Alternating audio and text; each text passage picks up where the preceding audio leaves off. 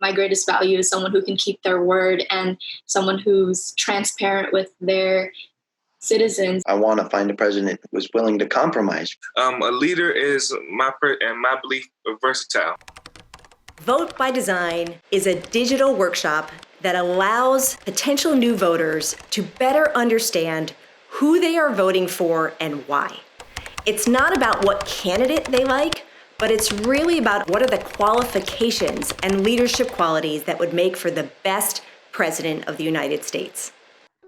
Hello, I think there's great power in not only helping young people understand how they should engage with the voting process, but also introducing them to other young people who don't look like them, who live in different parts of the city, different parts of the state, different parts of the country, to have conversation and to kind of understand other people's lens. But the president is like, you kind of have to be a visionary. One thing I would definitely add to that list of important qualities of the president would be humility. I also want to see more representation that's like me within that executive position, because there has never really been a woman or a woman like me, an Indigenous woman. So my students are concerned about the future, and they definitely feel whoever is sitting in that office plays a big role in where that future is headed. And so it's been really exciting to see these potential new voters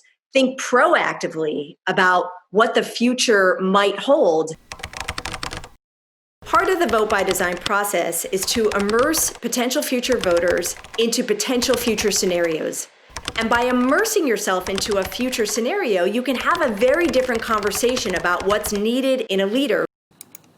Last Saturday, the third Category 5 hurricane in the last 3 years hit Florida. We should definitely address the thousands who have been injured. I think we have to, at least give some sort of rough outline about the steps that we intend on taking. And so I guess it'd be best too to keep conveying a message of hope. Roxy and I were in the same group the last time, and she was president and I was the secretary. So if y'all two want to do that. So Jonathan's president and Tehjan is the press secretary, right? So I started on the press briefing. If you guys want to add a little on to it. My fellow Americans, on October 21st, 2021, when we got to the end of the experience, I think what we saw was young people giving voice to what they wanted to see. They wanted to see a president who had a degree of empathy. They wanted to see a president who was working on behalf of everyone. They wanted to see a president who not only was working on behalf of everyone, but that was actively trying to bring everyone together.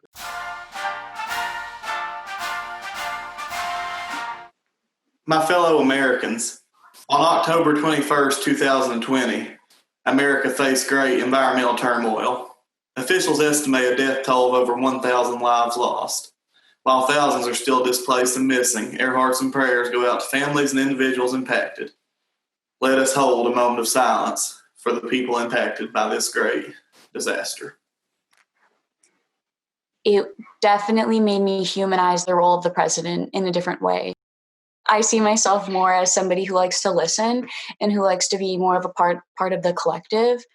And I realized that as assuming the role of the president made me have to work with the collective. We all play a role in what this country looks like and the shape of it and the vision for it. And I think it's extremely important for every American to recognize that. I feel like as an age group, we have a general consensus. We feel a certain way. We know the things we want in this country. And if we would all actually show up in November, and if we would all actually show up every November after that, it would make a difference.